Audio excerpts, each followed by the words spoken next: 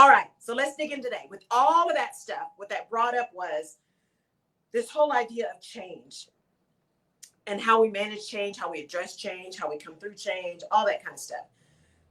And what we put into our minds and our heads and our hearts as we're moving through a bunch of change. And there's so much going on right now. We have to be mindful and protect our spirits, right? And protect our minds, because there's so much trash and there's so much information. There's just a lot. And you can't put your head in the sand, because it's not like it's going to go away if you don't pay attention. You have to pay attention, but you also have to be mindful and manage your spirit, right? And protect your spirit and protect your mindset, because you can get into some craziness by just letting it all get to you, right? So you really do have to be mindful of the kind of things that are going on, so that you are protecting your psyche. And so this weekend I read this book, or I listened to this book on Sunday. And Audible's really cool, y'all. I really like audiobooks, because you can keep doing other stuff. They can't necessarily work. Well, I can't necessarily work, but you can get other stuff done. So, laundry, cleaning, all that kind of stuff while you're listening to this book. So I listened to this book called Maybe You Should Talk to Somebody by Lori Gottlieb. She's a therapist. And it was about not only her going into therapy, but also some of the things she worked through with her clients and all this kind of stuff. And the idea of around change and how we live our lives, and how we really come to grips with some of the things that we need to address in our own lives and things like that. It was a very interesting book. And I don't know that it was the best book for me to listen to on Sunday, because remember, you got to think about your mindset. But it was enlightening in a number of ways. One of those being some of the quotes she said. Like, one was a Robert Frost quote that talked about change and saying, right, the only way to get over things is to go through them, right? The only way to get over something hard is to go through it. We can't avoid all pain. We can't avoid all difficulties. We just can't. We got to move through them. And by moving through them, not only do we learn from the experiences, we develop some thicker skin, some scars, right? That's the thing about experience. Those battle scars end up not only being a testament to our having survived, but also give us a great foundation for learning and experience to understand how to address the next difficulty. And then she talked about, how the challenge with change is that it forces us to let go of the old while we have a lot of anxiety about the new. Because we know the old, right? We know what we've got, even if we don't like it, don't love it. We know what it is. It's kind of like that old saying, it's the enemy you know, right? That job that you hate, well, that's the enemy you know. Those folks you're working with, that's the enemy you know. Versus that whole, is the grass always greener? Because it's usually not. Somebody else may be having astroturf. So it may be green, but it's hard, right? It'll cut your feet. But it looks pretty. So when we talk about how we're moving through this craziness that's going on right now, a lot of that and a lot of our consternation and a lot of our anxiety is because it's so much change. Even just the idea of going back to work. What does that mean? How do we define that? And millions of people are deciding not to go back, you guys. They're deciding not to go back. There are others who are wanting to go back and deciding to go back under certain circumstances. There are still others who are going back, but they're not going back to where they were. They're going to somewhere else. This is really hurting the hospitality industry, right? Restaurants and things like that.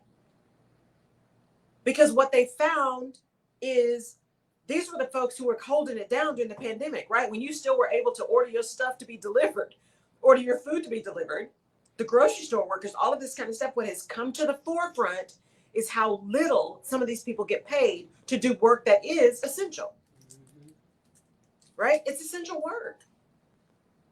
And they get compensated so little. Now, grocery stores also have very, very thin margins. So anybody who has studied or reviewed kind of grocery store profits and how those work, they have very, very thin margins, guys. This is not like Walmart. Grocery stores have very, very thin margins, because you can think about how much waste, right, that goes into a grocery store. Think about produce and that kind of stuff, because everything's not a Twinkie. Everything doesn't last through nuclear war. So it very, very thin margins, but still, these places are not necessarily paying people living wages. And now there's some choice. They have spent time retooling, gathering other skills, doing other things to make themselves viable candidates for other jobs now. So when restaurant workers, again, we tell the truth here. When restaurant workers come, good morning, Fee. When restaurant workers, or when restaurant owners and hospitality owners say, people just don't want to come back to work because they're getting all this money through unemployment. How about they don't want to come back to work for you because it's a $2.30 an hour plus tips? How about that? That's not a living wage. And they got to deal with people now who have all kinds of attitude when you tell them to wear a mask. Mm-hmm. So let's be honest and say, you know what? We do need people to come back to work. We are having a hard time finding workers. What in that equation is related to us, not them? What do we own in this difficult situation? And the stuff that we own, what are we going to do about it? And then we make a choice. And then we have to live with the consequences of that choice. So if we decide we still want to be paying $2 an hour plus tips, then we get who we get or not. But if we choose, we're going to raise that. We're going to make sure it is a living wage. We're going to do that kind of stuff. See what opens up. Did we just lose power? Mm-hmm. Okay, so you guys that are on with me on my Facebook page, we just lost power here in the studio. That was so weird. So I'm going to keep going. So at least you can see me on Facebook and see me on LinkedIn. And Jerry's going to try to figure out what's going on because we lost everything else. Big boom, and then it was gone. So that's what happens when you're live, y'all. So we're going to keep moving.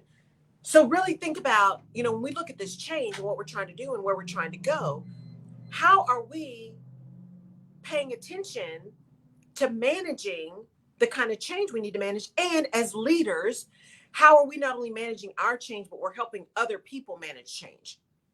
If we're trying to open back up our businesses, we're trying to bring people back to work. We're trying to decide if we're going to have flexible time or not have flexible time. We're trying to make decisions on how we want people to interact. We're trying to make decisions around behaviors, right? Because it is so crazy right now. People are exhibiting some very interesting behavior.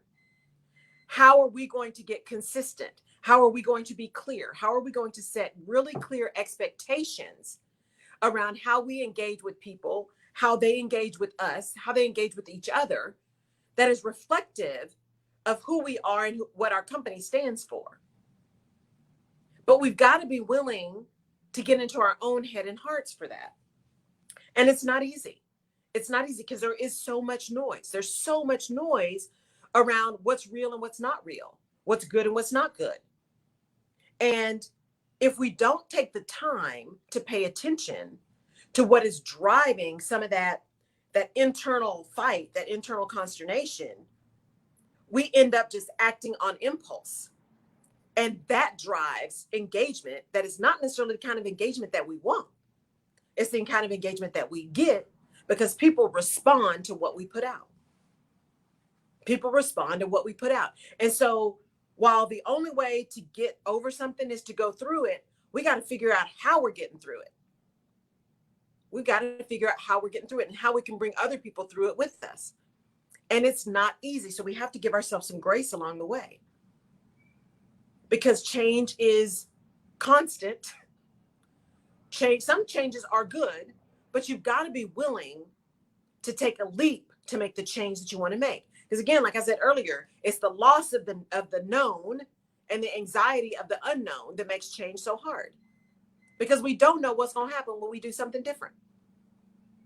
If I go to this other job, is that going to make it? Is that going to, are they going to be better? Am I going to be rewarded better? Is this the job that's really going to get me where I need to be? If I show up and decide I'm going to, start learning 4 languages instead of 3, how's that going to work? If I go back in the office, how is that going to feel? I mean, I went to the grocery store yesterday. I went to work out because I'm back on it. I'm back on it because I've got a goal to meet, and we got to do that. I either can do what I need to do to meet the goal or not, right? So I left my trainer, went to the grocery store. It was early. It was like 7:00 early. And as I walked to the grocery store, I'm like, dang it, I forgot my mask. And then I looked around and I looked at this store that said, if you are fully vaccinated, masks are optional. And I've been continuing to wear my masks, you guys, when I'm out, like at the grocery store and things like that. And I literally stood there for a good 30 seconds, right? To say, okay, do I walk back and get the mask or do I take a chance? And I looked around the parking lot and there were very few cars.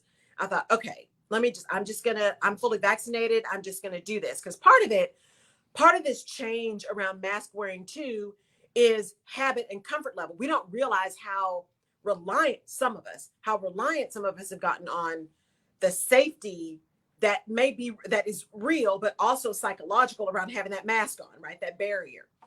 And so I walked into the grocery store without my mask. Y'all, I felt so weird. I felt weird. And most people had on a mask. I was one of the few that didn't have on one.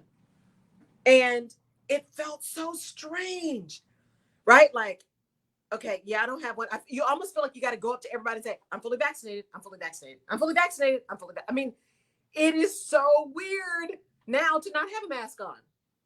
First, you had to fight people to put it on. Now, people are having a hard time taking them off, right? I mean, we are such weird entities. Human behavior is so odd. It's quite comical if you pull yourself above it. So I walked through the grocery store without my mask on and checked out, got to my car, like literally was almost sprinting to my car, sat in my car and I thought, okay, how are we going to make this change? How are we going to make this change? Because on the one hand, it is so nice to be able to make up my whole face again. I'm loving that, right? To actually put lip gloss and lipstick on, right? And don't get me wrong, I hate wearing makeup. I hate making up my face, but you do it because you're on camera. But this whole idea of we are opening back up, we are moving. The thought of getting back on a plane without a mask actually makes my stomach hurt a little bit. Because I already was one of those people that thought planes were like just petri dishes. Can't stand it because folks are just nasty. I was already one of those people. But now I'm like, okay, on the one hand, I'm ready to not have to wear a mask. But on the other hand, on a plane, I don't know. And it gets back to that change. It's the loss of the known and the anxiety of the unknown. And what's weird is that the unknown has now become walking around with no masks on. What does that mean? How does that feel? Are we still in danger? Are we not in danger? Is that person vaccinated? Are they not? I mean, all of that stuff, because being out and about without masks now has become an unknown. It's no longer normal, quote unquote. Having a mask on is now uncomfortable, but more the norm. Even in this heat in Southeast Texas and this humidity, to be able to take that mask off in all of this is just a beautiful thing. But it's weird. It's so weird. Like I've got some other errands to run today. I've got my mask in my car because I'm like, I don't know. I don't know if I can do that again. I don't know if I'm ready. I'm ready to go back and do some salsa dancing, but salsa is closed. I'm like, I don't know. I don't know if I'm ready. I miss dancing so bad, but I don't know. I don't know. Because when you're out dancing salsa, you're dancing with people you don't know. Right? See, I'll wear a mask on a plane for the rest of my life. I hear you. Because, when you travel internationally, there are a lot of people who wear masks all the time. And I'm like you. I may still be wearing a mask on a plane for the foreseeable future. I just might. Because I can't, my mind, I can't process right now. Right? But that whole idea of what's normal anymore, what's real anymore is very, very difficult. How do we figure out how we operate now? Because walking in that grocery store without a mask, I mean, literally my heart was racing the whole time. I don't know that I've moved through a grocery store that fast. And I move through grocery stores fast because I get irritated by folks just ambling. Get a list, know where you're going. Just come on. This is not, although some people love grocery shopping, it's an outing for them. It is not. It is a trip with a purpose for me. So I'm usually moving fast. I was sprinting through the grocery store yesterday, trying to get up out of there because it felt so weird to not have my mask on. It felt so strange. So that change that's going on right now, the change of how we stand up for stuff that's just not right, and more people doing that and being more vocal around that. The change around how we just don't tolerate and sit back and say, okay, well, whatever. There are more and more people saying, no, no. Critical race theory is not about teaching racism. Critical race theory is about understanding history and the impact of actions and laws and policies and procedures and institutions on individuals depending on their race and ethnic background. That's what critical race theory is. Let's just be real about what it is. It's not teaching racism. It is not indoctrinating your child who is so sensitive that heaven forbid somebody talk to them about what institutional racism is. Right? We got all of this stuff going on. That's massive change. But our new normal is that people aren't willing to stay silent anymore. And that feels weird too. Feels great because thank you, Lord, people are not being silent anymore. At least the people, the reasonable people in the middle who may still disagree on some fundamental things, but are at least willing to talk in a civilized manner. All of those people, all the people in the normal part of the curve are willing to step up and speak out. And that, unfortunately, is a new normal. Well, fortunately, but sad, is a new normal. That people aren't just being still and being quiet, but it's change and there's anxiety related to it. I heard somebody say the other day, they were talking about an issue, and I can't even recall what the issue was, but she said, here's the thing. Some people speak up. Some people march. Some people post memes. Some people join clubs. Some people make phone calls. But everybody has their thing that they do to make an impact. So what is your thing? My thing is doing everything I can to educate and open up people and challenge paradigms. Challenge thought processes that are just based on untruths. That's what I do.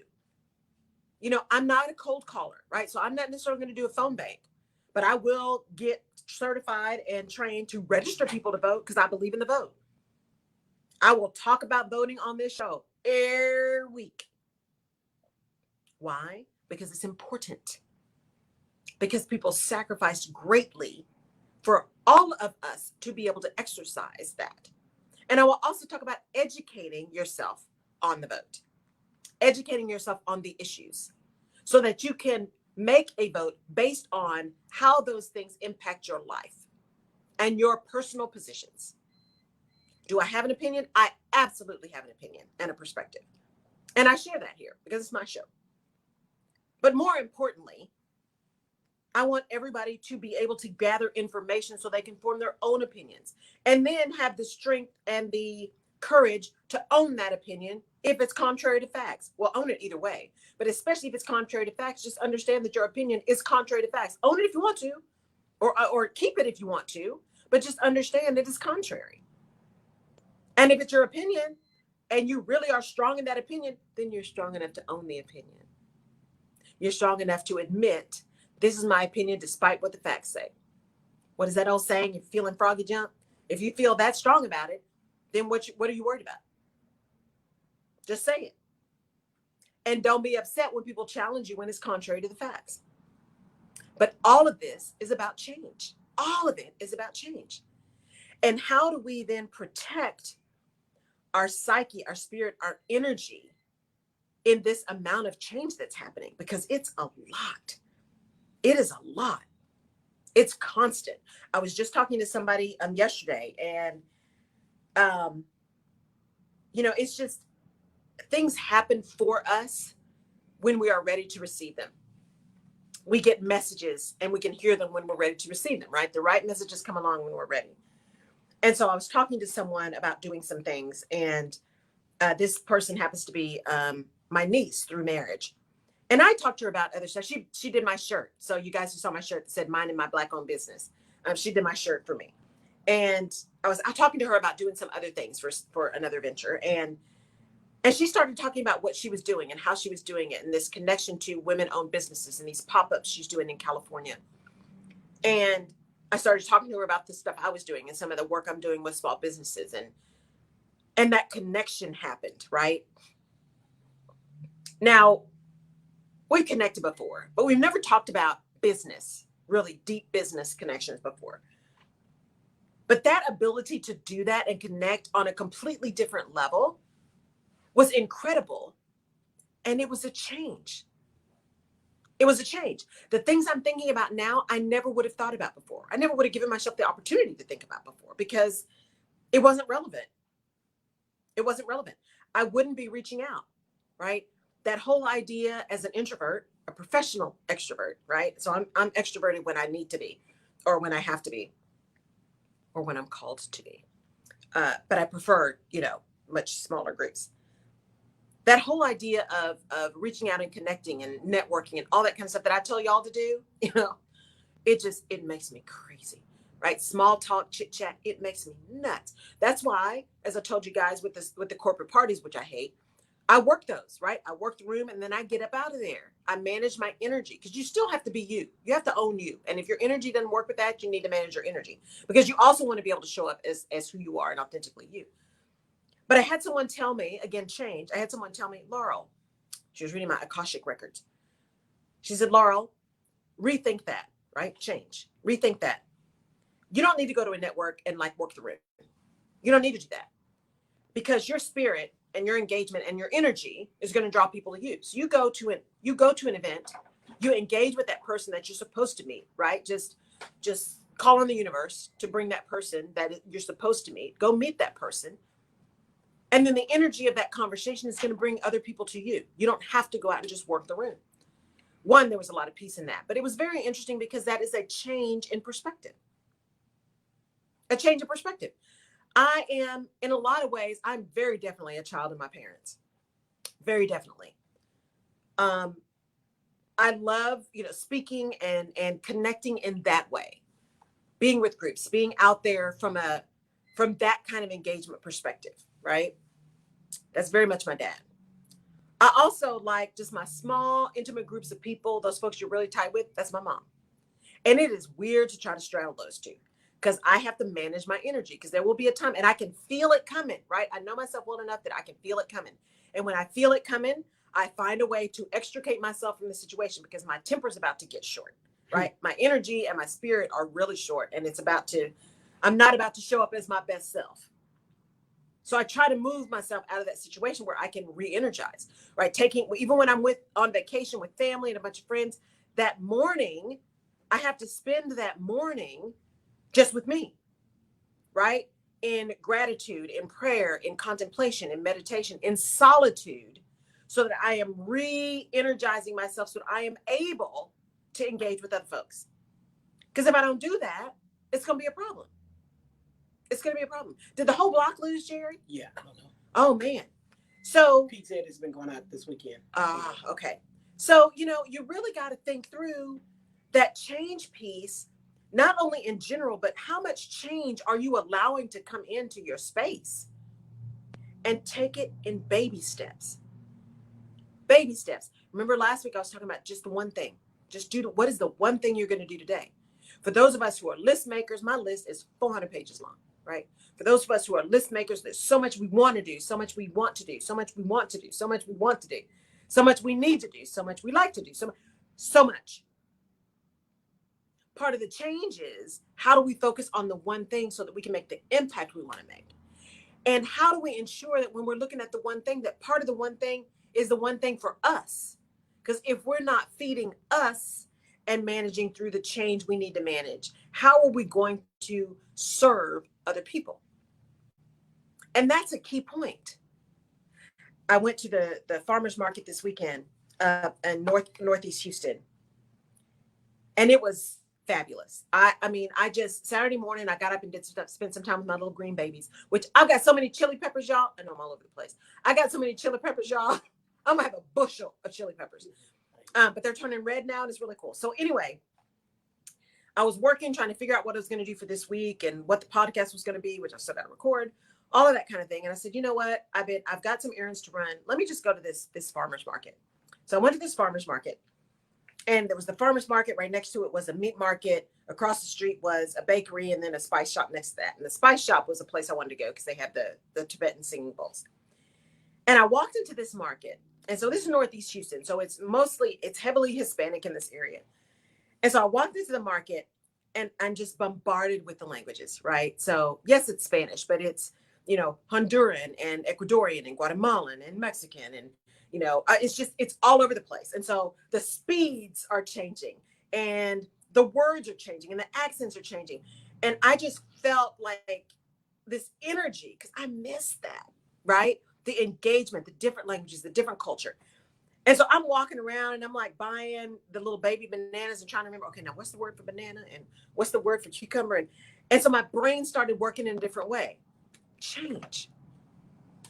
I had to change my perspective. I had to change my energy. And the environment changed my energy. And so I walked through there. I got my little stuff. I engaged with some people, got my Spanish brain working again. And the energy to say, you know what, you need to just, Laurel, start using it. Stop saying, I'm gonna, because tomorrow is not promised. Just do it. Then I walked across the street to the bakery. And that was a problem. Because one, they had so much stuff in this bakery. And the way you buy stuff at this bakery, so Lord forgive me, this is my ignorance. They give you a big tray, like a big round tray and some tongs. And you just walk around and put everything you want on this tray. And I was like, are you serious? Because, so control is a problem. I bought all this stuff and it was fabulous. I got home and it's a Mexican bakery, y'all. So it is like sugar and lard. That's what it is. It's like those good old soul food bakeries. This is real stuff. This isn't, coconut sugar and almond flour. Mm-mm. This is the stuff that like sticks to you. And so I get some of everything. And then I go to the spice shop, right? And I'm looking for a singing bowl. And I couldn't really find one that I liked. And by the time I got home, I was just so energized. And I was thinking, there's a lot going on. There's so much change. There's so much volatility. There's so many things that we cannot bury our heads in the sand around. We can't. But we also can't fix everything tomorrow. And one person can't fix it all alone. But what you can do is manage your energy and be the best you can be so you can show up in a way that makes a difference for people, especially as leaders. And I was so energized by just that, 45 minutes walking around a farmer's market, looking at the lemons. Oh, and I also bought some cinnamon, some Mexican cinnamon. Oh, it smells so good. It's just, it just makes your house smell good. It makes your spirit good. It was just, y'all, it was lovely. I highly recommend this market. It's on Airline if you're in Houston or any farmer's market. Farmer's markets are just awesome. Are they open every day or just? I had no idea. I think so. Support your local farmers, guys. Go to the farmer's market. And plus, since my cucumbers don't seem to be coming in, I had to buy some of the cucumbers. But that change, that ability to sit back after that whole event, knowing I had other stuff I had planned to do, I actually decided on that Saturday, I'm like, I'm just going to sit with this a minute, because one of the changes I decided to make when I left corporate and started my own business was to not be working every weekend. Because I worked every weekend.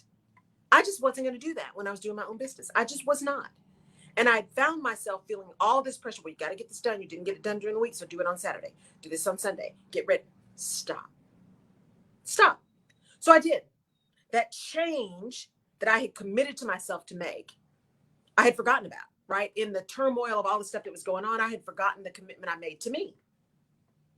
And so I had to go back and revisit that. That whole idea of slowing down and being true and being okay with just being still.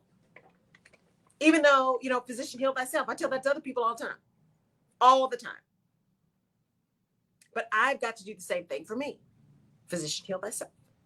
Mm-hmm. So how do you step into and manage through all of this change that's going on so that you can figure out what are the changes you're actually going to address? What are you just going to acknowledge? And where are you going to spend your energy? And where you're going to spend your time? Because time is not renewable. Energy is, but time is not renewable. So on this day, what change am I going to make? On this day, in this minute, in this hour, what am I going to do different? And understand how that's going to impact the rest of the day. Because at the end of the day, right, we can only do what we can do. And we do the best we can with what we've got and the information we have, which is the other reason I say, go get educated. Don't let somebody else tell you what's in the For the People Act, including me. Go pull it up and read it. And if there's something in it you don't understand, call somebody. and say, hey, this is how I interpreted that. Is that how you interpreted it? What does that really mean? And what is the real impact of that?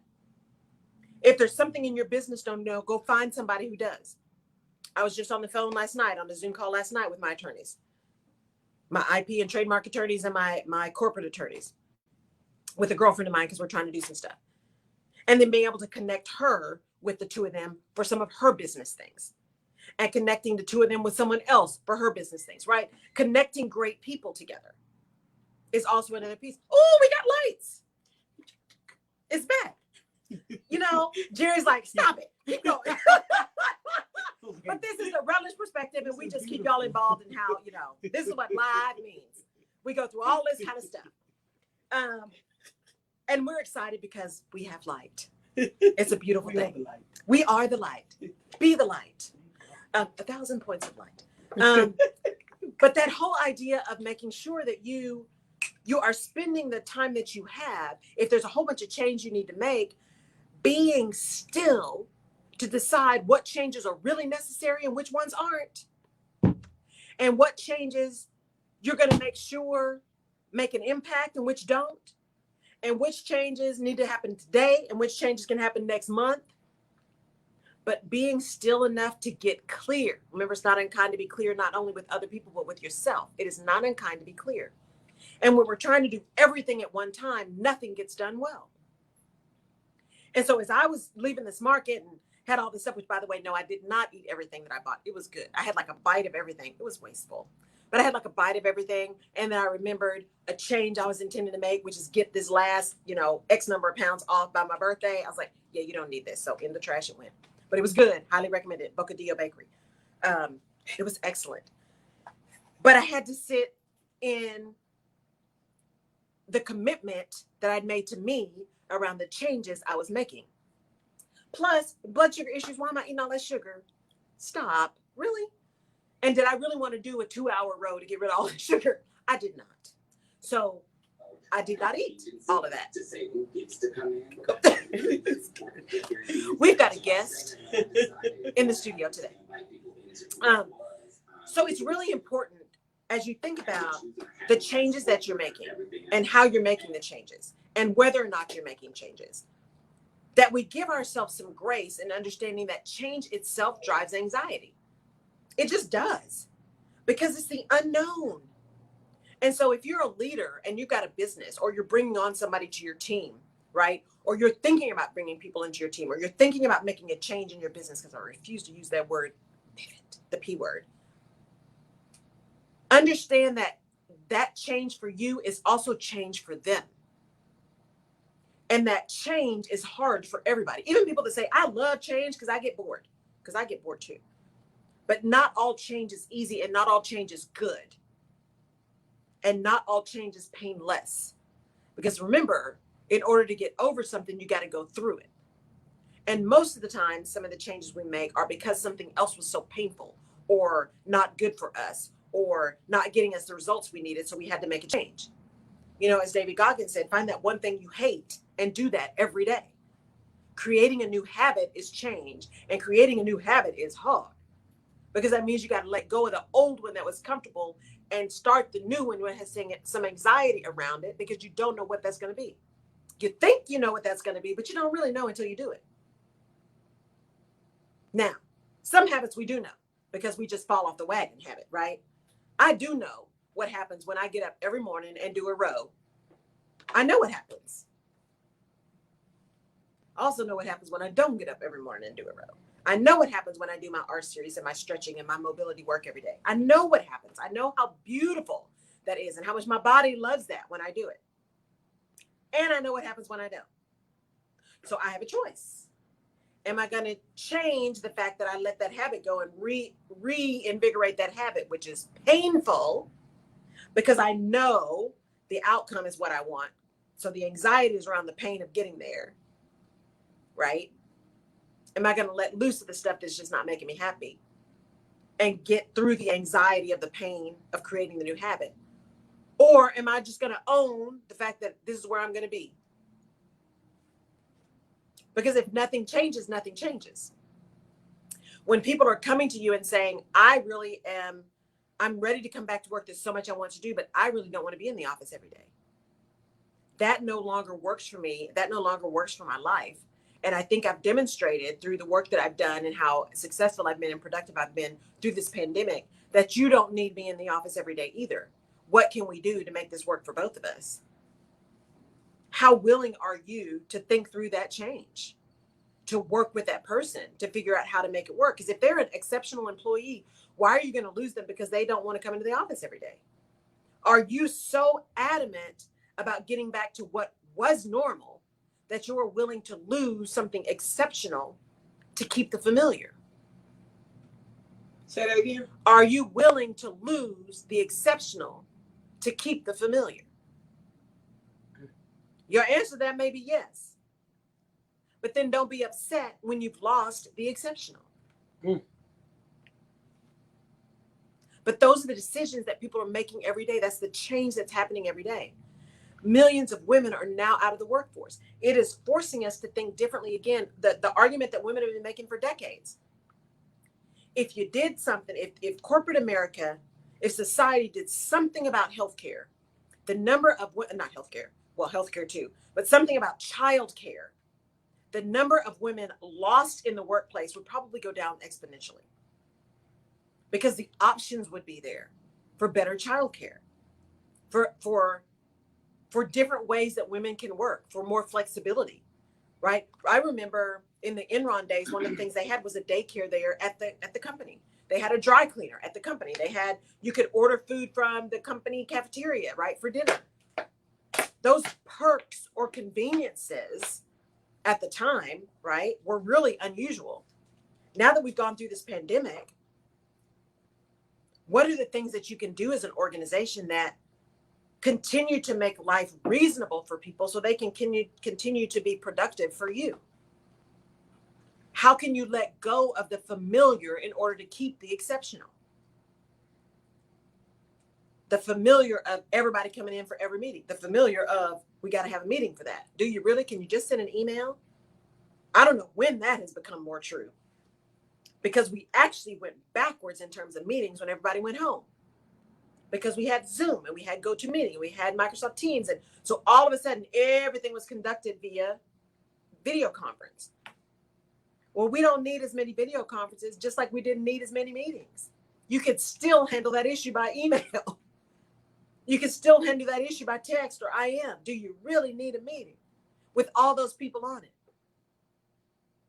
If you look at the hourly rate of all the people sitting in the room, how much money is it costing you to have this hour-long meeting when it could have been handled by email? But the familiar is overshadowing the potential for the exceptional. And that's change. The change that we need to make around, maybe we just let people know and say, hey, respond all, copy all, right? Reply all to this email so we can make a decision. Maybe that's enough. Maybe that's sufficient. Maybe actually having a staggered work week makes some sense. Maybe going to a 4-day work week on a permanent basis makes some sense. Hey, you know what? We really want people back in the office. But instead of a 5-day week, we want people back in the office, and we're going to do, everybody has a 3 or 4-day work week. Probably 4-day, because, companies have a hard time making that big a shift. Everybody's got a 4-day work week. Some people have Monday, some people have Friday. Maybe some people have Wednesday, who knows? But maybe we go do something like that, which still enables people to have some of that time. And we get people back in the office because that's what we want, not because they can't do work not being in the office, because that's not true. They can do work not being back in the office, because we've proven that. But we get to rebuild our camaraderie, rebuild our connections, because we are communal beings, even though some of us are more introverted than others. At the end of the day, at our foundation, we are communal beings, right? We like living in community.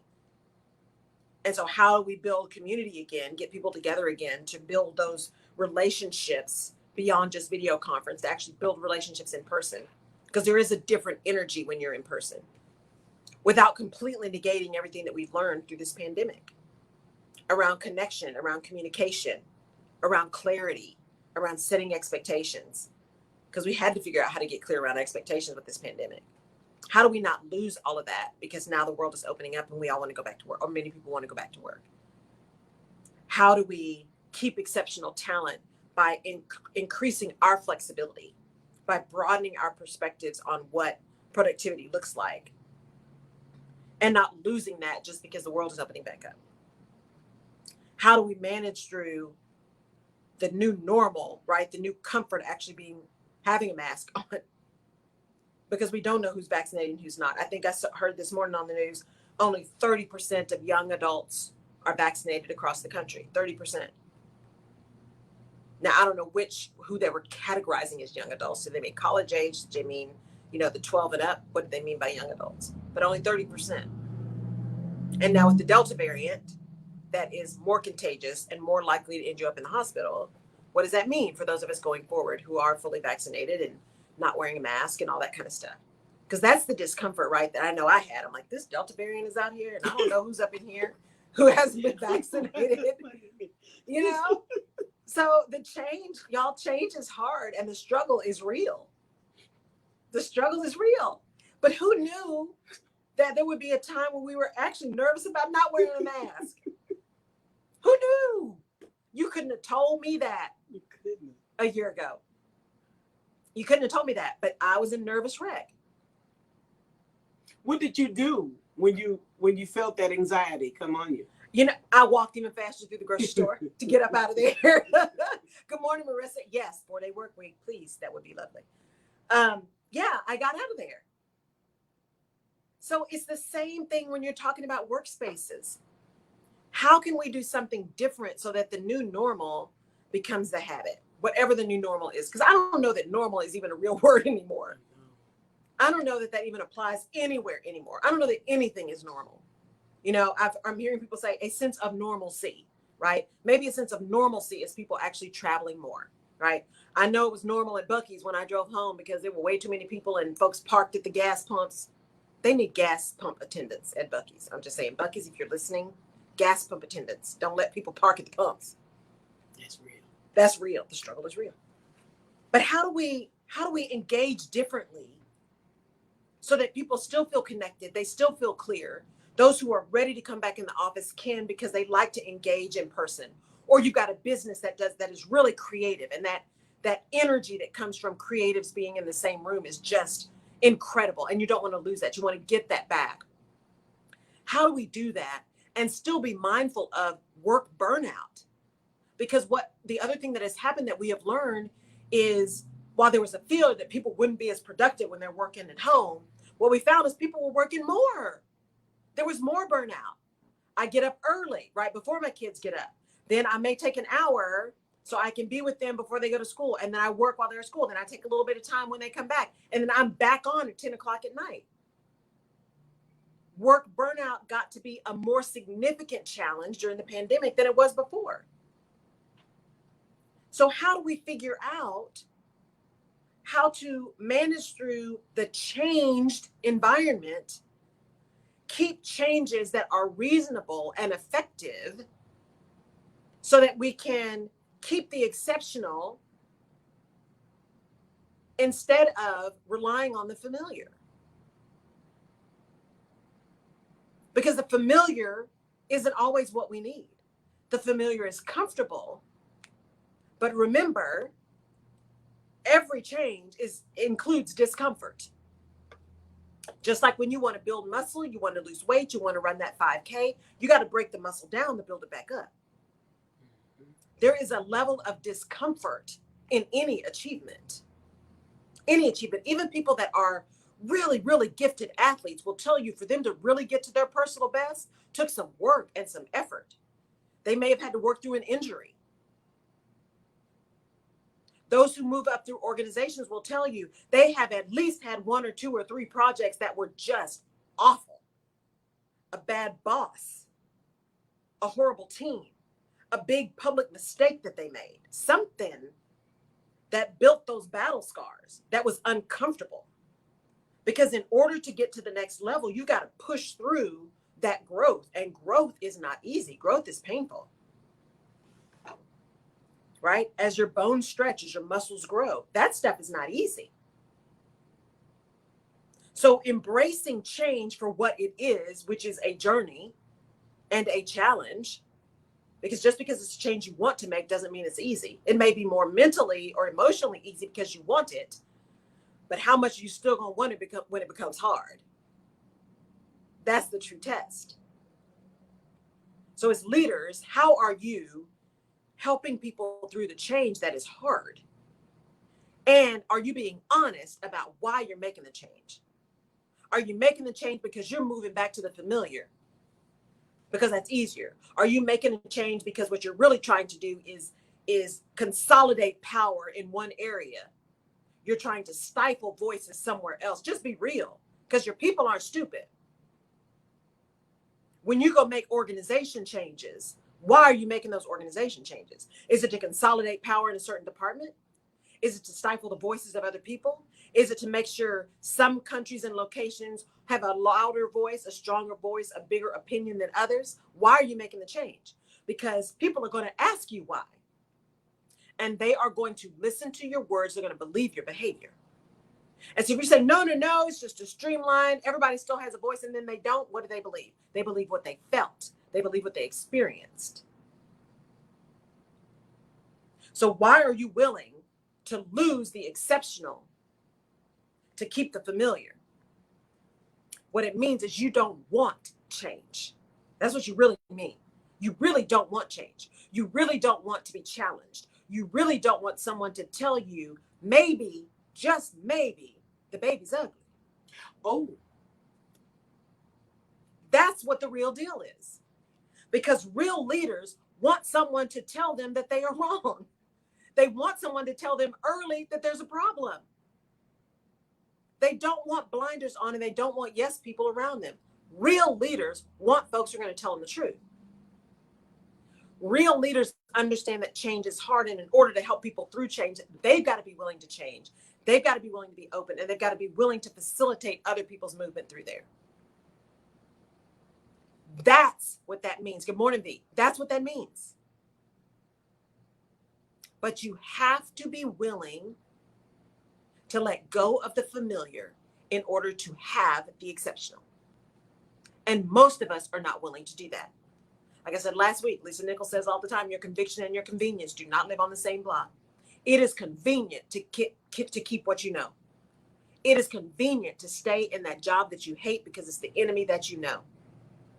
It is difficult to make a change to get to the exceptional.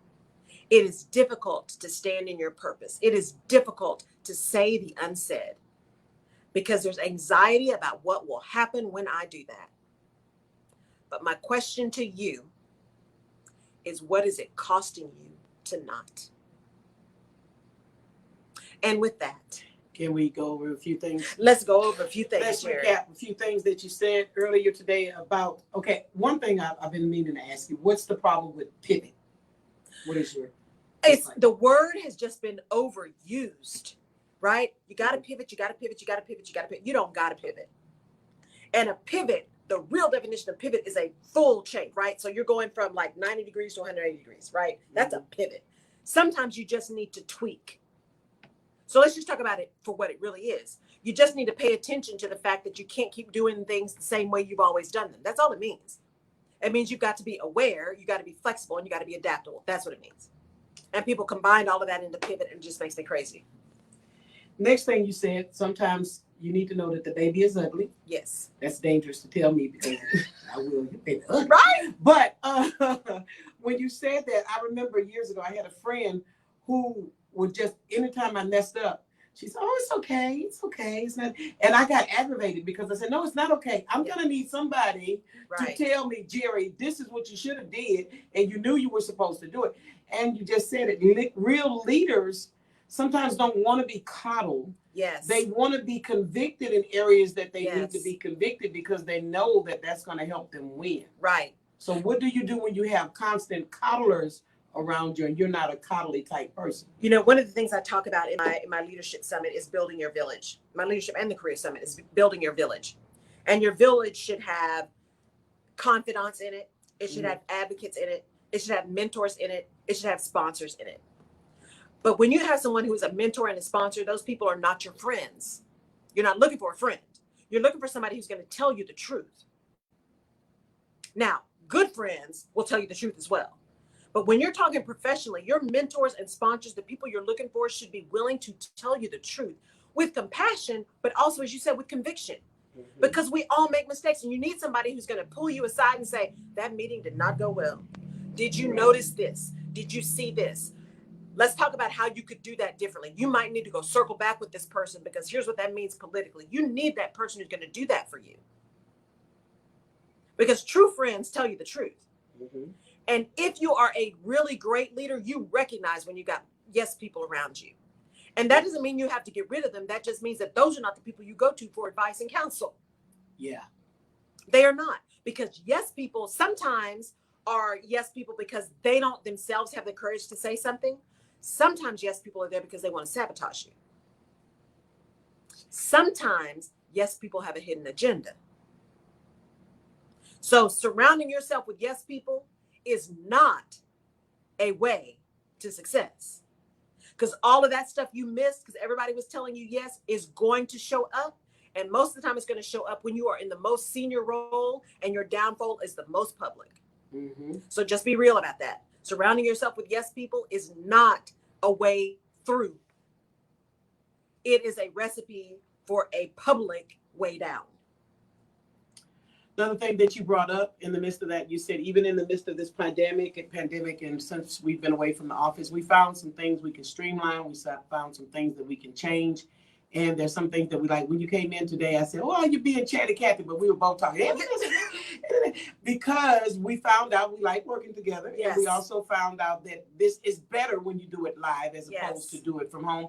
And there's some things that you have to have that live interaction. Absolutely. And when the lights went off, that's what I wanted to say. And we're not using the word pivot, but I like the way that you went ahead and flowed with what we had to go. Yes. Because you could not panic in the midst of the lights going off. You realize you still had an audience that you had to feed, and I had to grab my phone and it wouldn't let me go live. Yeah. So how do you get those type of people that know how to go with the flow when things happen? Because things are going to happen. Yeah. In the midst of that. Things are going to happen, and that's very interesting because I haven't always been that person. When it's my own stuff, I'm not always that person. I get irritated quickly, right? Because I'm pretty simple. Let's just do what we said we're going to do and keep it moving. But I've learned over time, and part of it's just age, right? Part of it's just seeing a bunch of stuff. There's only so many things that are truly life-threatening. The lights going out, I didn't smell smoke, right? I didn't hear an alarm. I didn't need to run. And I did have people who were live. So I'm like, y'all, the lights went out, but we're going to keep moving. So you just kind of learn to roll with the flow. But that's also about experience, and it's about having a village around you who, when you're about to panic, somebody's next to you saying, don't panic. Don't panic. It's okay. We got this. Let's figure out what it is first so that we know what our response is going to be, right? Because our nature is to find a place to be safe. And when something doesn't feel safe, we try to respond immediately to get to safety. That's generally what a response is. It's about safety, right? And so I've just learned to pay attention, or at least to try to pay attention and be aware of my surroundings.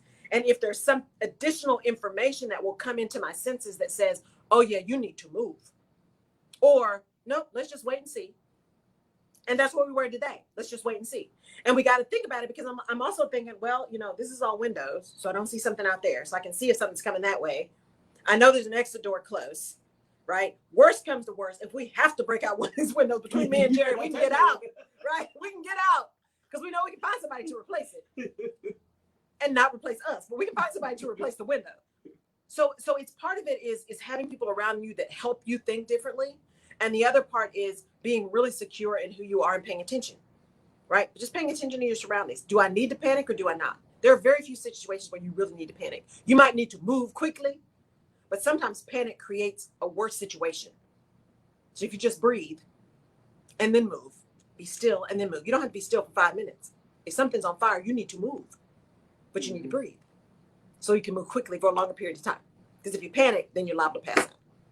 Also, you brought up that we like to feel safe. Mm-hmm. And as I was telling you earlier today, when my all my credit cards got stolen and they wiped out my account, Mm-hmm. but everything's going to be replaced. Mm-hmm. It was the feeling of being safe because Yeah. you had that to rely on. And Right. I often say I'm a promoter and a producer, but I promote people's stuff more often than I would promote Yeah. my own stuff. Right. And it came to me, wait a minute, you're not broke. You got books to sell, you got stuff to sell, Right. and products to sell. And that will force you out of your comfort zone Right. when you recognize that the things that you've been given are the things that can sustain you. But Right. oftentimes we need something to force us out of the comfort zone. So for Right. those that are in maybe a comfort zone and nothing has happened yet, how do you get yourself out of that comfort zone to go ahead and execute what you know you have? You know, that's just really hard, right? Because comfort is comforting, right? The thing we know is comforting. The enemy we know is comforting. The pain we know is comforting.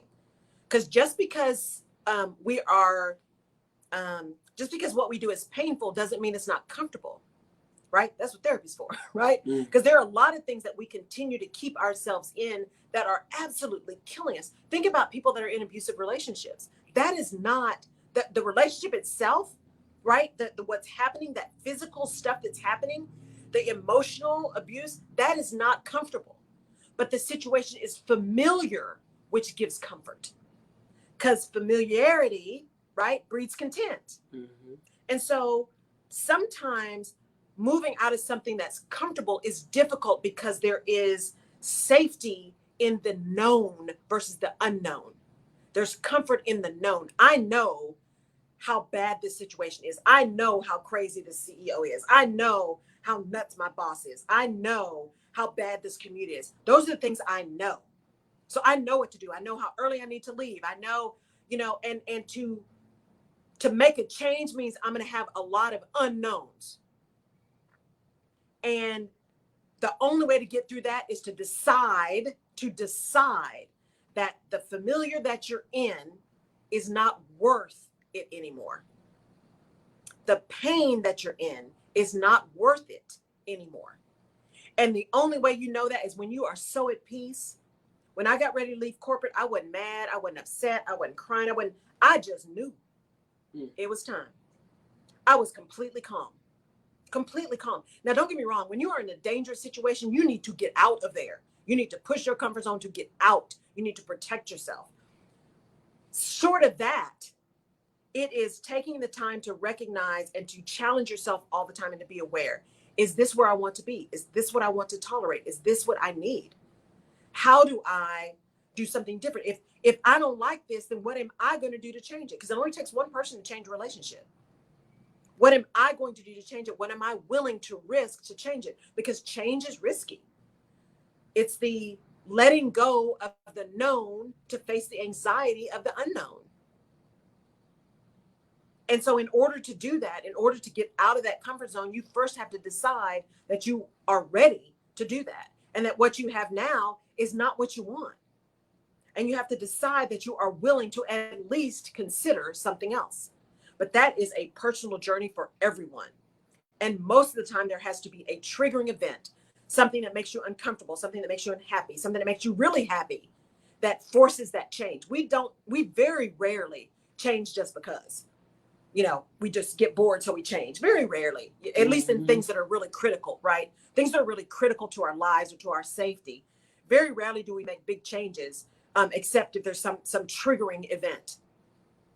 So it's incumbent upon you to spend some quiet time, to spend some reflection time, to know you, to really know you. How am I contributing to the situation that I'm in? And what am I willing to do different to change it? Because it only takes one person to change a relationship. But it is not easy. So I don't want to pretend to say, just decide you're done and just, it's not that easy. It's not that easy. It took me almost 30 years to decide to be out of corporate.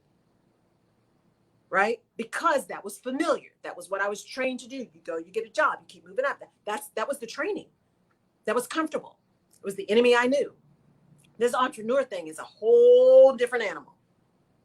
And I'm loving it, but it is not easy. And it is, if you really want to challenge what's going on in your head, go do your own business and spend a lot of time with you. Because that will force you to address a whole lot of stuff and figure out how to go through it in order to get beyond it. Because you can't go around it. When it's just you, you can't go around you. You have to go through that stuff that you're experiencing in order to get to the other side.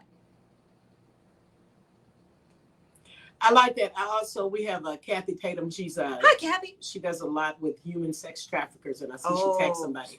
And so even what you're speaking referencing to business, but even in relationships, yes, and things of that nature, or when things are not working but they're familiar, it does take a lot of guts to leave what's familiar. Even if it's uncomfortable, it's more comfortable than not knowing. It is. And thank you, Kathy, for the work that you're doing. Y'all, that is real. Houston is a hub. That's a very nice word. For sex trafficking, human trafficking. It is horrendous. So thank you for the work that you're doing. And that's another thing about awareness, right? Really being aware when something doesn't feel right. Y'all, we are beings. We have guts, most of us. We have like intuition. When something doesn't feel right, pay attention to that. When something doesn't look right, you hear these stories about how flight attendants have seen when it looks like someone was actually being trafficked. There was a story that popped up yesterday about a bartender at a bar, and he noticed a guy who was really harassing these women. And he wrote a note on what looked like a receipt and gave it to them, right? And said, look, if this guy's bothering you, he said, I think he told the girl, move your ponytail to the other shoulder. He said, and I'll deal with it. But he was paying attention. His intuition was just saying, this is not right. And he had the courage to do something, because the other thing about action takes courage. Action takes courage. There has to be a triggering event that either makes you really afraid, right? Or really angry, or something to trigger you. But it takes courage to then act upon that. That's why so many people are bystanders. When you see someone who is being beat up, you see someone who's being harassed, you see someone on the subway, very few people jump in, because it takes courage to jump in. But your intuition is almost always right.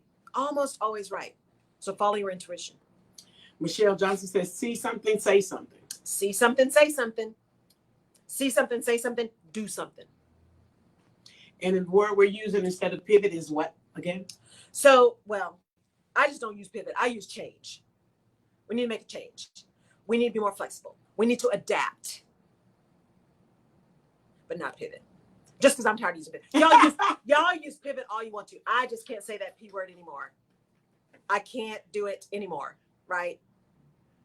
It makes me crazy, because it's become like the new thing. And in business, remember, things are going to happen. Yes. Things are going to happen in business. And so just be ready. Be ready to be able to be aware, be able to be still and decide if the change makes sense for your business. And then be ready to act upon whatever change you need to make in a way that makes sense for you. Because some things you may just say, you know what, we're not going to follow that trend. That's just not a part of our business. And that's okay. Just own that. You don't have to do anything. The only thing we all have to do is die at some point. Because you don't even have to pay taxes. Now, there are penalties for not paying your taxes, but it's not something you have to do. And also, you said when making changes, you need to notify the staff or people in your life that you made changes. What if they don't agree with the changes? You do need to let people know. If you're in business, people do need to understand the changes that are being made and why. If you want them to be able to execute, right? That's about being clear. It's not unkind to be clear and setting expectations. If it's something personal, not everyone is going to be able to support you or be around you. And that's just a decision that, people come into your life for a reason, a season, or a lifetime. And those people who just can't get with the change that you're trying to make may be seasonal. They just may be seasonal. And while that can be painful, it can also be reality. And so not everyone is going to be with you through every change. That's just the life we live. So with that, thank y'all for tuning in. I am so excited to be here with you every Tuesday. We'll be back again next week, 10 a.m. Central Time, the Rutledge Perspective Radio Show. I'm your host, Laurel Rutledge, here with producer extraordinaire, Jerry P. Beasley, on KCOH TV Radio, The Boost. Join us again next week, live on Facebook, the Alexa app, the TuneIn app. I'm also broadcasting live on LinkedIn. I'm probably going to be going live maybe on YouTube at some point. But just happy to have you here. We're also going to be doing a call-in show soon. So I will try to advertise that early, because I really want you guys to call in. We'll just have it be a question show. Also, as we have opened up, going to be starting to bring some guests in on the Rutledge Perspective. So we'll change it up a little bit. So I know you guys love me, but I know you're probably tired of hearing me talk all the time too. So we'll change it up. I know I am. All right. Wait, one quick thing, Oh, yes. because you never often share this, but you also are available for business coaching. I am absolutely available for business coaching. Just DM me, right? Or check out my website, laurelrutledge.com. You can find me. I work with small businesses. That's my ideal, small businesses, especially women-owned businesses, in the area of strategy and people. Whether you're building a business or building a career, it all comes down to strategy and people. So let's talk about that so you can get clear, so you can move in a way that is with courage and with conviction, right? And with strength to be able to get where you want to be. Oh, that was Tatum Kathy said, thank you. This interview saves lives. Jobs are causing heart attacks. Money not worth it if you're dead. Speak, right? Because they will roll you out of that chair and put somebody else in, y'all. Mm-hmm. It's not worth it. It's not worth it. But each individual has to take their path to get there. Yeah. Everybody has to take their own path to get there. And so I give you permission to have grace to figure out what that is for you. But do not stay in pain. You are not required to stay in pain. Sometimes we have to make hard choices and we have to stay for a minute. Sometimes you got to do what you got to do so you can do what you want to do. But don't stay in that for lack of energy to figure out a way out. If you have to stay now, fine. But stay now while you are planning your exit. Because there always is an exit. You always have a choice. Some choices are better than others, but you always have a choice. Just make the best choice you can with what you got. And sometimes that choice is go do something temporary so you can do something else. If you are in danger, get out, get out, get out, get out. Find a friend, phone a friend, find some way to get out if you're in danger. And when I say danger, I also mean corporate, because there are predators in corporate America too. Don't get it twisted. It is not just about, walking around late at night. There are other predators that are mental and emotional predators in your corporate arena. So be sure that you are taking care of you. Good morning, Mama Young. Thank you for tuning in. Thank y'all. We're going to go. I appreciate it. We'll see you next week. Bye. All right. Thank you guys for tuning in. Sorry for the mishap.